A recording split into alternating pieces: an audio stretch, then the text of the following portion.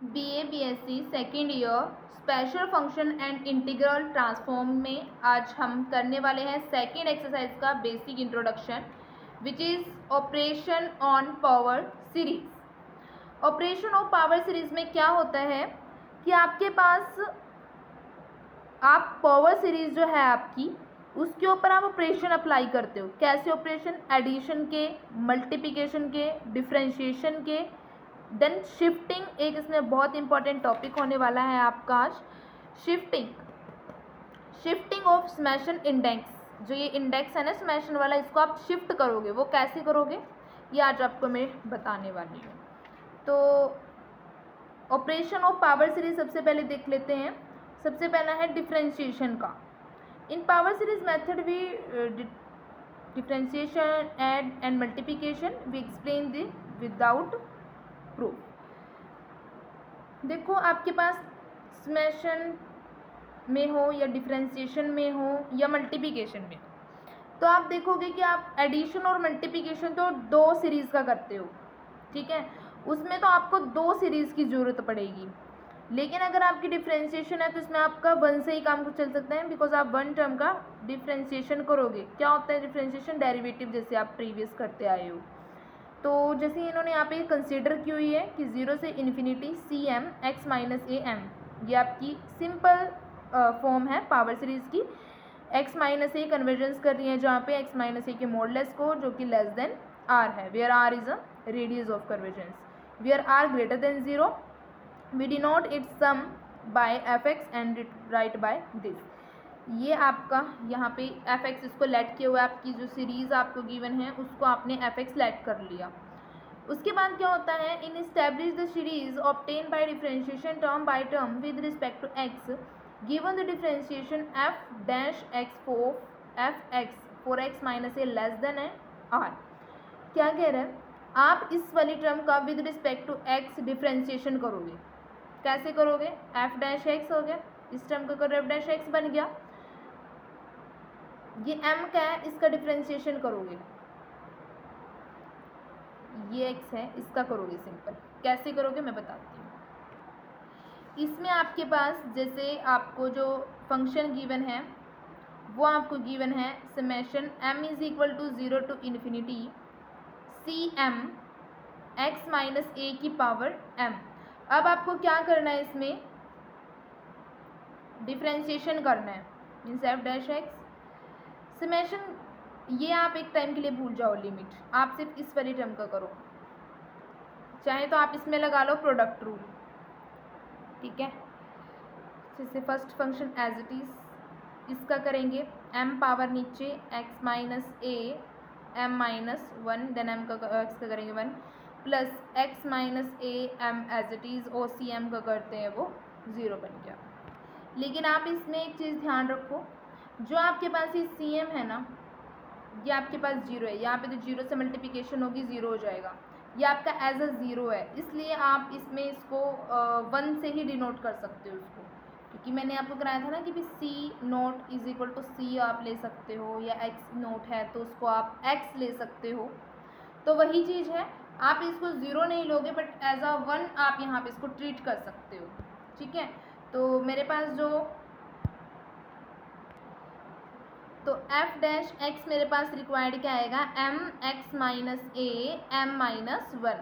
अब second time आप इसी का डिफ्रेंशिएशन करोगे, क्या आएगा, एम माइनस 1 एक्स माइनस ए 1 है, 1 माइनस 1 करेंगे तो एम माइनस 2। तो ऐसे मेरे पास रिक्वायर्ड टर्म्स आती रहेंगी। तो एट द लास्ट मेरे पास क्या, थर्ड निकालोगे, फोर्थ निकालोगे, तो जो ये एम माइनस 1 था, थर्ड में M minus 1 M minus 1 M minus 2 C M, और यहाँ से -1 करेंगे तो एम माइनस 3 बनता रहेगा। तो ये थी इसकी टर्म वाइज डिफ्रेंशिएशन। अब है टर्म वाइज एडिशन। आप यहाँ पे एडिशन में दो सीरीज लेट कर लो, फर्स्ट एफ एक्स, सेकेंड जी एक्स। फर्स्ट में भी आप इसकी जो सीरीज़ है 0 से इन्फिनिटी तक ले लो, और देन ये आपके पास फर्स्ट है। सेकेंड आपने क्या करना है, सेकेंड में सिर्फ यहाँ पे c था ना, यहाँ पे आप c के प्लेस पे a b कुछ भी a b x y z, कुछ भी a to z तक कोई भी अल्फ़ाबेट यहाँ पे ले लो। तो c था, यहाँ पे इन्होंने b लिया हुआ है जियो फंक्शन में, तो आपने b ले रखा है। अब दोनों को ऐड करोगे, देखो दोनों को ऐड करोगे तो आप देखोगे ये x माइनस ये कॉमन आएगा, यहाँ पे स्क्वायर वाली टर्म ओपन आएगी, कॉमन आएगी, फिर क्यूब वाली, फिर फोर्थ टर्म पावर वाली। तो जो पावर वाली टर्म्स आएंगी वो आपकी इकट्ठी कॉमन आउट होती रहेंगी, और देन आपके पास क्या बचेगा, C note B naught plus C M B M X minus A C two B two. ये आपके फिर बाद में जैसे आप कॉमन लोगे तो सी नोट बी नोट ऐड हो गए, सी वन बी वन हो गए, सी टू बी टू हो गए, सी three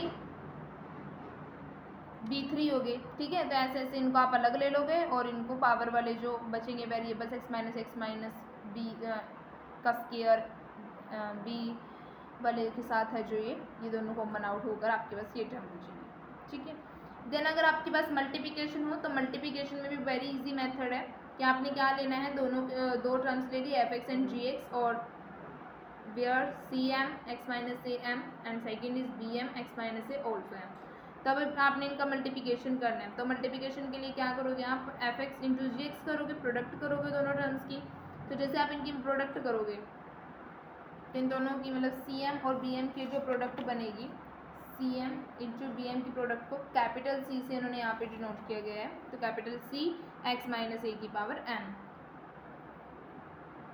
C note B M, C one B M minus one, C two B M minus two, up to सॉन सी एम बी नोट। तो ऐसे ऐसे टर्म्स हमारी चलती जाएंगी। जो आपकी सी वाली है मीन्स ये तो आपकी इंक्रीज होती जाएंगी और बी वाली आपकी टर्म्स डिक्रीज होंगी। उसके बाद आता है मोस्ट इंपॉर्टेंट जो है शिफ्टिंग ऑफ समेशन इंडेक्स।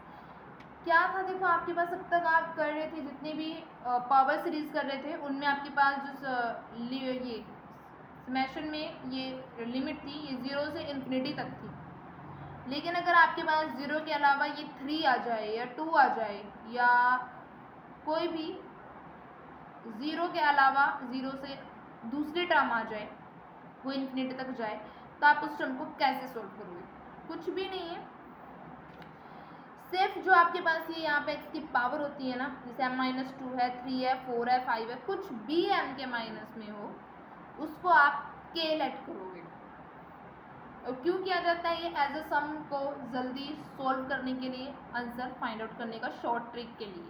और ये आपको आना चाहिए मेथड, बहुत ईजी है और बहुत जल्दी इससे क्वेश्चन सॉल्व आ जाते हैं और बहुत इंटरेस्टिंग भी है। कैसे m माइनस 2 है, इसको आपने k से लेट कर लेना है।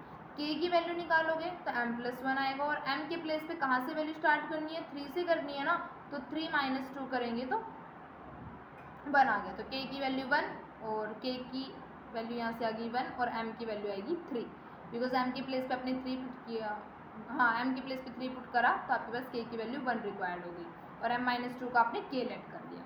तब सिंपली इस फॉर्म के अंदर पुट कर दो, m माइनस 2 के प्लेस पे k कर दो, और जहाँ पे जो ये है लिमिट आपकी, उस टाइम पे आपकी लिमिट चेंज करने के लिए हम k की वैल्यू निकाल दे, तो k आपका 1 इज इक्वल टू इन्फिनिटी बनेगा। और ये टर्म बस आगे क्या है, इसका फैक्टोरियल आप ओपन करते जाओ, समेशन सीरीज में इसको ओपन कर दो।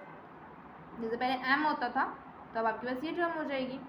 देखो अगर आप सिंपली ही इस टर्म में करना चाहो तो इस टर्म में भी क्वेश्चन सॉल्व हो जाता है, बस आपको शिफ्टिंग आनी चाहिए टर्म्स की। जैसे आपने सिंपल ये टर्म थी आपको गिवन, इसका मतलब है कि आप 3 से लेकर इन्फिनिटी तक इसमें चलो, तो आपने क्या किया, सबसे पहले 3 पुट करा, फिर 4, फिर 5, फिर 6, ऐसे चलते गए ना।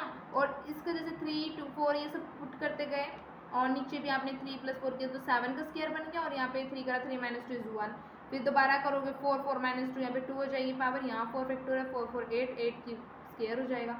तो ऐसे ऐसे अगर आप सिंपल करो तो सिंपल भी हो जाता है, लेकिन आप अगर 0 वाले उसमें चलाना चाहते हो 1 वाले में, तो k की 1 से इन्फिनिटी अगर आप चलाओ, k में इस m को k में चेंज करने के बाद अगर आप करो तो कोई वो नहीं है। 1 करोगे तो 3 फैक्टोरियल, यहाँ पे 7 का स्क्वायर, फिर यहाँ पे 1 करोगे x की पावर 1, सेकेंड फिर आप यहाँ पे 2 करते हो 2 प्लस 2 4, और यहाँ पे 2 करोगे 6 प्लस 2 8 का स्क्वायर, एंड देन यहाँ पे करोगे x की 2। ठीक है, तो ऐसे ऐसे टर्म्स आपकी चलते जाएंगे। देन आपके पास जो समेशन है वो dummy index and can be replace is any letter. Then for example आपके पास जैसे m is equal to 1 to infinity है, और m plus 2 factorial, m plus c factorial, x की पावर m है।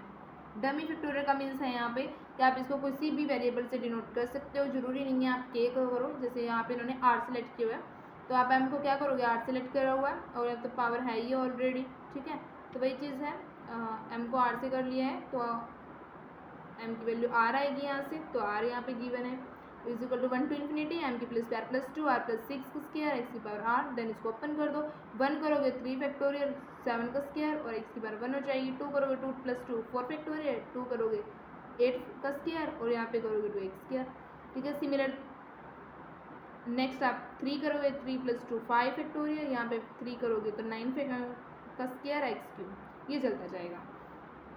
तो जितनी भी देखो एक इम्पॉर्टेंट रिमार्क है कि अगर आपके पास पावर सीरीज का जो पॉजिटिव रेडियस है वो convergence of sum identically zero है, तो थ्रू आउट जो उसका इंटरवल कन्वर्जेंस है वो भी जीरो है, तो coefficient of series must be zero, ये तो बेसिक से अंडरस्टूड बात है। देन आपके पास एग्जाम्पल गिवन है, जैसे यहाँ पे आपके पास कैसे आएगा क्वेश्चन में कि आप इनको एक्स की पावर के में एक्सप्रेस करो और इसके रिजल्ट को वेरीफाई भी करो। तो रिजल्ट वेरीफाई करने के लिए क्या करोगे आप, पहले इस टर्म को जो m में है उसको m में ही सोल्व करो और फिर m वाली को k में शिफ्ट करने के बाद k में, जैसे ये था आपने इसने सिंपल m में किया और फिर इस m को k में चेंज करके फिर इसको, और दोनों इक्वल आए ना, तो ऐसे वेरीफाई का मतलब है कि आपने इसको m में भी और k में भी दोनों में ऐसे करके दिखाना और आंसर को इक्वल दिखाना है कि भी इक्वल आया।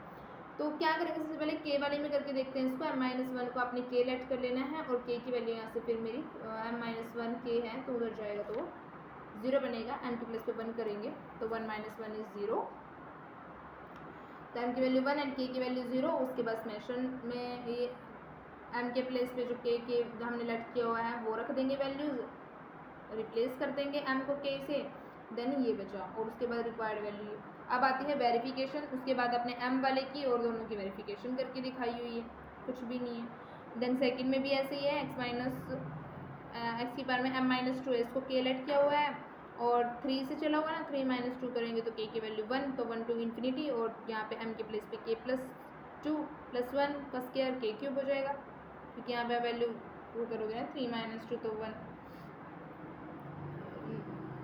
नहीं, k की वैल्यू हाँ यहाँ पे m-2 आपने k लेट किया हो ना तो k रखोगे, k का क्यूब x की पावर k, देन आपने इसको k 3 का square k cube and x की 4 k सॉरी, और उसके बाद आपने रिप्लेस, इसने यहाँ पे रिप्लेस करके दिखाया हुआ है, तो आप चाहे रिप्लेस ना भी करो, वो रिप्लेस इसलिए किया रहा हुआ है ताकि आप जब वेरिफिकेशन करो तो इधर भी m हो वेरिएबल और यहाँ पे भी m हो।